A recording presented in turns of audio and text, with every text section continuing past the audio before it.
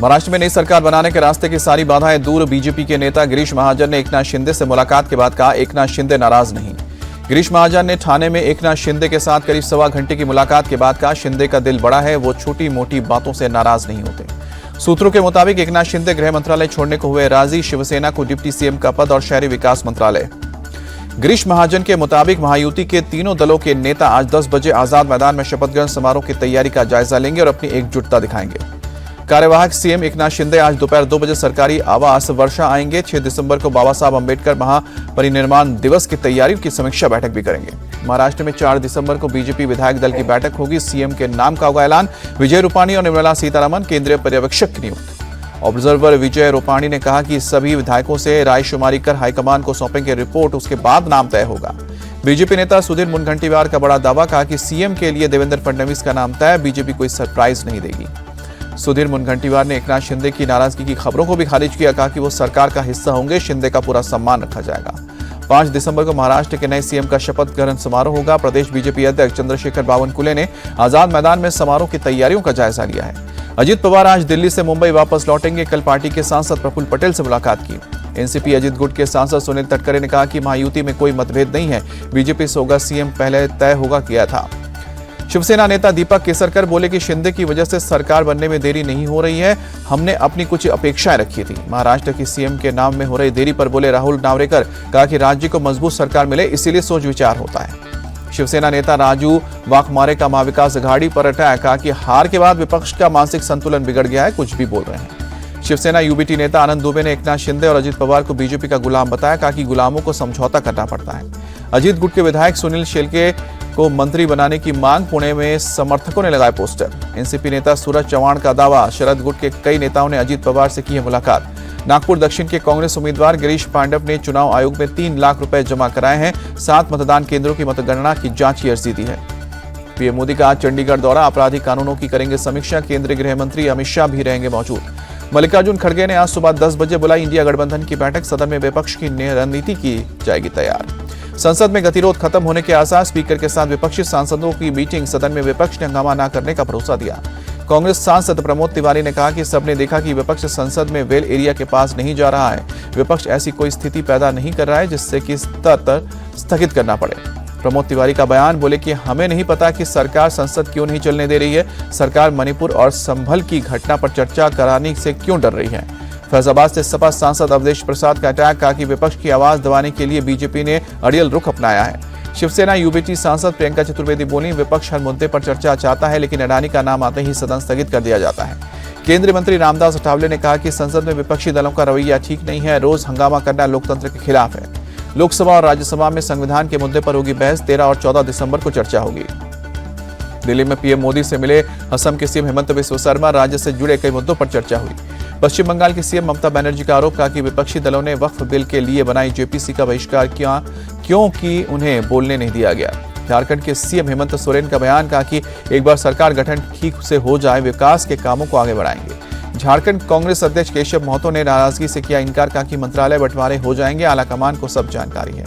झारखंड कांग्रेस प्रभारी गुलाम अहमद मीर ने कहा कि सभी आपस में बैठकर मंत्रालय तय करेंगे।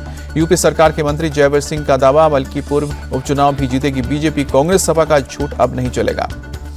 प्लेसेस ऑफ वर्शिप एक्ट 1991 की वैधता को लेकर चुनौती देने वाली याचिकाओं पर 4 दिसंबर को सुप्रीम कोर्ट में सुनवाई होगी। चीफ जस्टिस संजीव खन्ना और जस्टिस संजय कुमार की बेंच करेगी सुनवाई।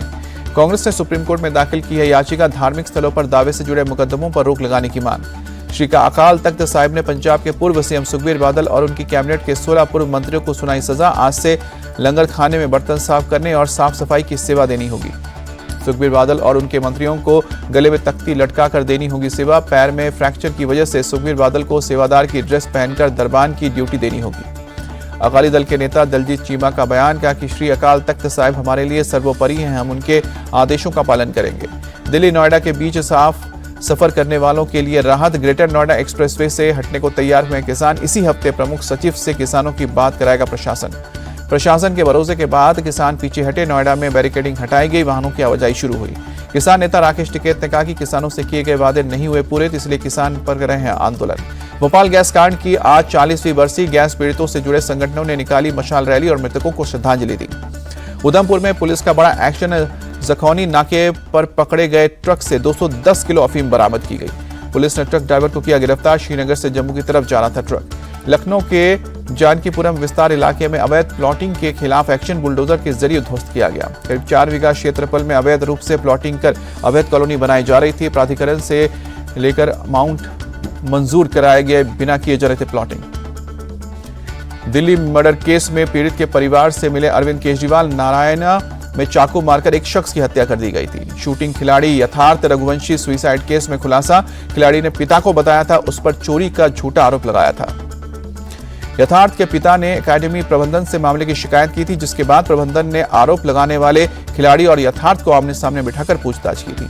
तेलंगाना के रंगारेड्डी में दिल दहलाने वाली घटना। भाई ने महिला कांस्टेबल को काट कर मार डाला। बिहार के मधेपुरा में बैडमिंटन खेलने के दौरान एडीएम को आया गुस्सा। खिलाड़ियों को दौड़ा कर पीटा। दिल्ली पुलिस को बड़ी कामयाबी, चोरी हुए 20 टू व्हीलर, 18 बाइक और 2 स्कूटी बरामद की। आतंक के खिलाफ अनंतनाग पुलिस का एक्शन। आतंकी के सहयोगी की 5 करोड़ की संपत्ति जब्त की। प्रदूषण पर राज्यों के ढीले रवैये से नाराज है सुप्रीम कोर्ट। 5 दिसंबर तक ग्रैप 4 वाली पाबंदियां जारी रखने का आदेश दिया। तमिलनाडु के विल्लुपुरम में चक्रवात फेंगल की वजह से हुई बारिश के बाद अब भी कई इलाकों में जलभराव, घुटनों तक भरा पानी। बारिश और जलभराव की वजह से लोगों का बाहर निकलना मुश्किल। धीरे धीरे कम हो रही है पानी। बारिश की वजह से कुछ जगहों पर सड़कों को नुकसान पहुंचा। लोग मरम्मत कराते नजर आए। बेंगलुरु में तेज हवाओं के साथ हुई भारी बारिश। आम जनजीवन हुआ प्रभावित। बारिश की वजह से सड़क यातायात प्रभावित। कुछ इलाकों में हुआ जलभराव। कर्नाटक के कोलार और उडुपी में फेंगल तूफान का रहेगा इफेक्ट। भारी बारिश से अलर्ट के चलते स्कूल कॉलेज बंद रहेंगे। केरल के वायनाड में बारिश का रेड अलर्ट। चेरुमला में एनडीआरएफ की टीमें तैनात की गई। पुडुचेरी में शंकरापानी नदी में आई बाढ़। एलजी के कैलाशनाथन ने हालात का जायजा लिया। जम्मू कश्मीर के गांदरबल में हुई ताजा बर्फबारी। तापमान में गिरावट से बड़ी ठंड। बर्फबारी के बीच सामने आया खूबसूरत नजारा। चारों तरफ बिछी बर्फ की परत। पीएम मोदी ने देखी फिल्म 10 साबरमती रिपोर्ट। संसद भवन में हुई special screening. Amit Shah, Lok Sabha speaker समेत कई नेता मौजूद रहे। फिल्म के स्टार विक्रांत मेसी की स्क्रीनिंग के दौरान मौजूदगी रही। उन्होंने कहा कि पीएम के साथ फिल्म देखना करियर का सबसे बेहतरीन पल। फिल्म एक्ट्रेस राशि खन्ना ने पीएम मोदी का जताया आभार। कहा कि बिजी शेड्यूल से समय निकालकर उन्होंने हमारी फिल्म देखी। बीजेपी सांसद कंगना रनौत ने भी फिल्म की तारीफ की। कहा कि कांग्रेस ने गोधरा कांड का सच छिपाया। उज्जैन में बाबा महाकाल के दरबार पहुंचे एक्टर सोनू सूद। मंदिर में दर्शन पूजन के बाद आशीर्वाद लिया। दिल्ली एयरपोर्ट में यात्रियों के लिए जारी की गई एडवाइजरी।